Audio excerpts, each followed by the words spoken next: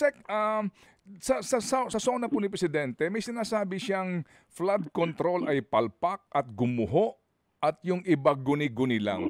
Opo. Alam niyo ho ba ito? Itong guni-guni lang, ano ho ito? Ghost project ho ba itong tinutukoy ni Presidente? Maaari po yung tinatawag ni ayon siguro po yung terminology ng ating presidente. And this is the reason why he wanted us to submit to him actually the list of projects that were included in our budget and the status of implementation of all these projects.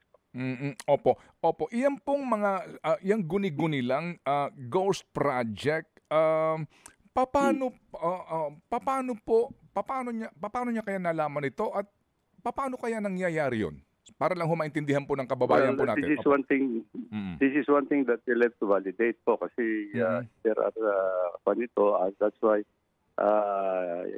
we are conducting an audit as well. We are conducting an audit as well into all the projects, particularly sa mga flood control projects that we have implemented or under implementation po ngayon.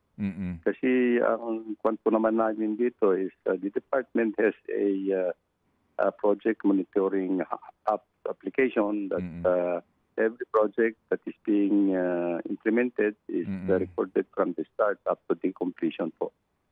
So we're looking at it and we'll verify it.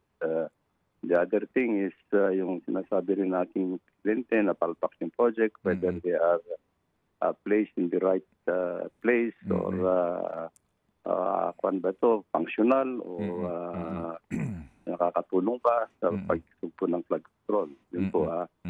Karamihan po kasi at as we're saying, baka yung mga new items, we don't have any say in where they are being put into or located. Kasi sinasabi nga natin that this were not part of the original program of the President.